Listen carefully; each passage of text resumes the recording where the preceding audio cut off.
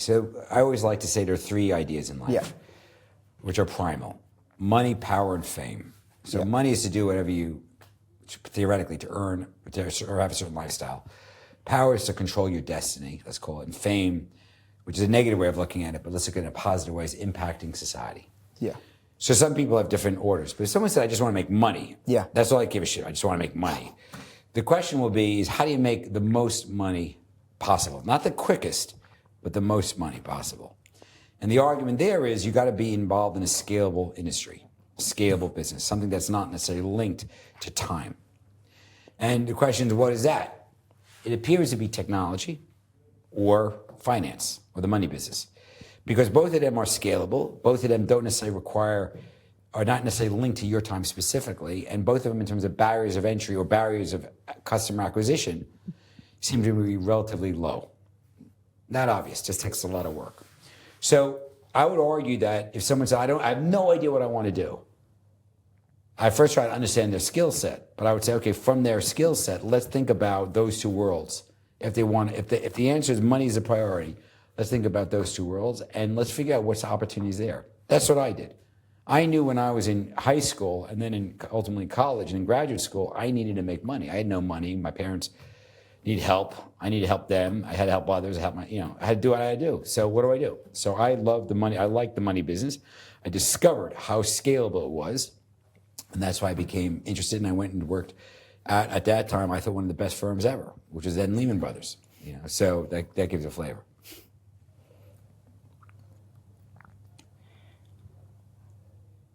You talked a little bit about the two businesses, technology and finance, that you believe to be industries. In the two industries, rather, that you believe to be that are the scalable businesses that can make the biggest amount of money. It seems that every other week there's a new development in generative AI. I was following the DeepSeek saga, which wiped away $600 billion in NVIDIA market cap alone. And I'm curious, how do you see generative AI affecting your industry, if you see it affecting your industry at all? Maybe for certain tasks. OpenAI recently released a tool called Deep Research. I don't know if you read about it or tried it out, but I mean, in my eyes, it seems to be this thing that will transform everything. And I'm wondering, does Patreon use this technology, or does it have a plan to implement it into their workflow? So starting point, we use it everywhere. So it's very serious. It's very important. Yeah.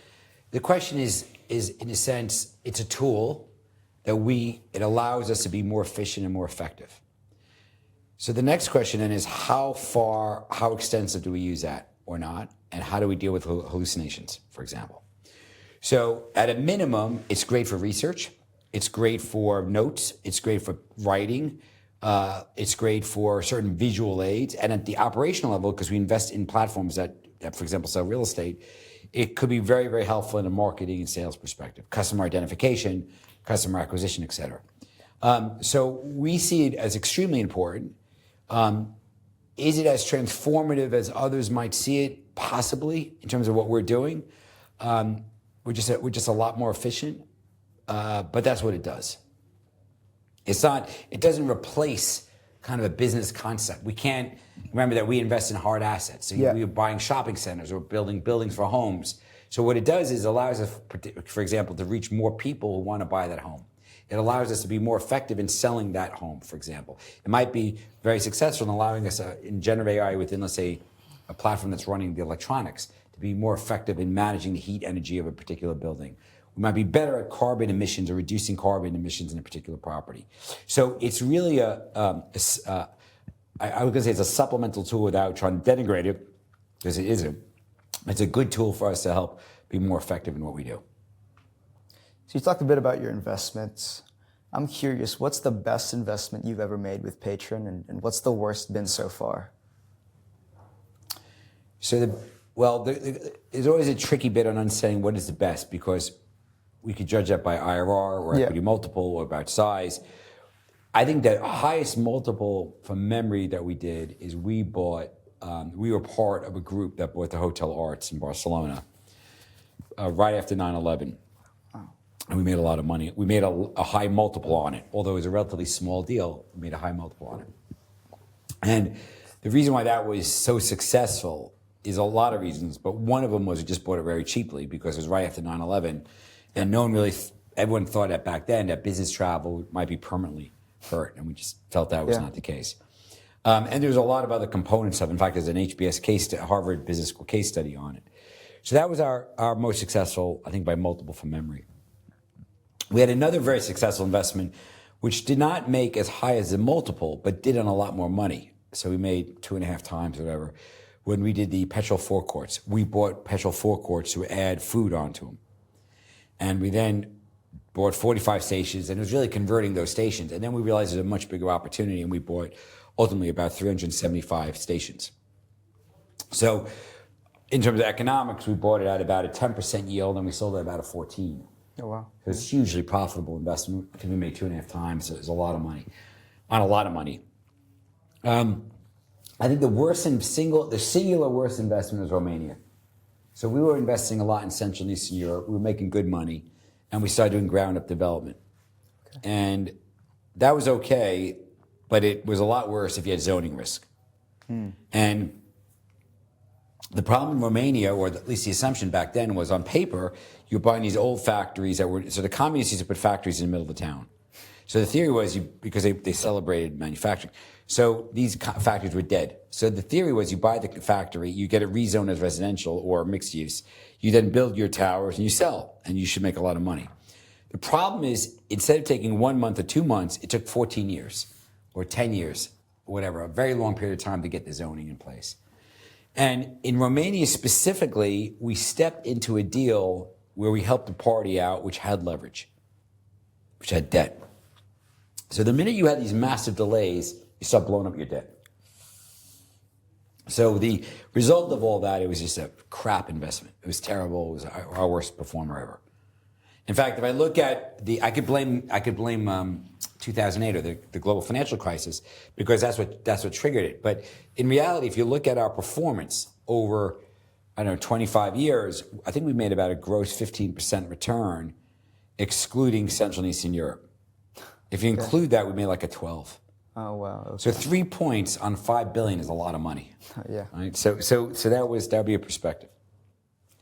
How do you make sure, I guess, when you're analyzing an investment, how do you reduce the risk of getting stuck in the deal? Like, are there things you look at, obviously you can always look at something with the benefit of hindsight, but do you think that in that moment there were some clear, red flags you should have looked at before making that investment in that real estate? So the traditional argument is there's a misalignment between your partners on the transaction going in, which means that something goes wrong on the deal, you can't get the partner out, you're having a big fight, and you lose time. Because the single biggest risk that's the hardest to underwrite is duration risk. How long does it take for something to happen? And time again, I've made mistakes there. I've tried. It's not obvious.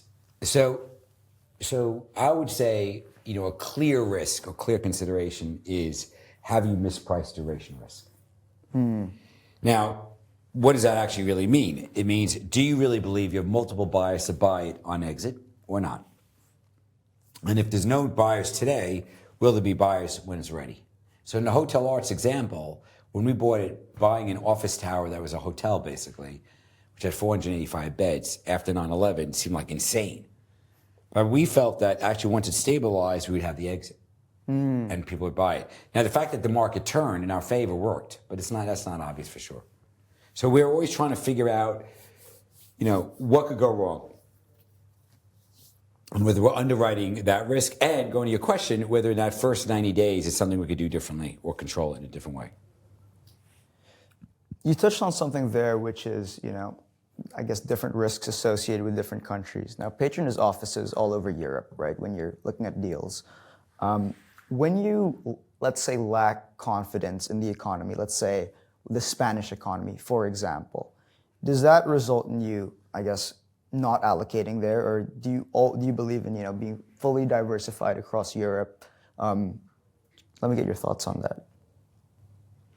So our approach is to Western Europe, which is what we focus on, is to assume that there are two big markets that are distressed or have quite a lot of challenges.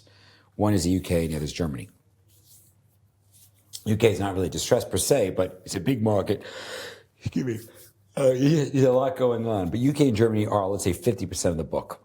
20 to 30% Spain and Portugal and Ireland. Okay. Why? Because post 08, not a lot got built. A lot of reasons why to get built. So there seems to be a big supply-demand imbalance.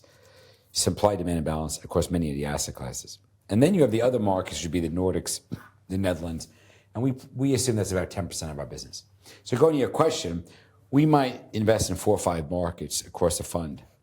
And in typical fashion, it might be half at UK, Germany, a bit in Spain and Portugal, and then the rest spread out. That would be the approach.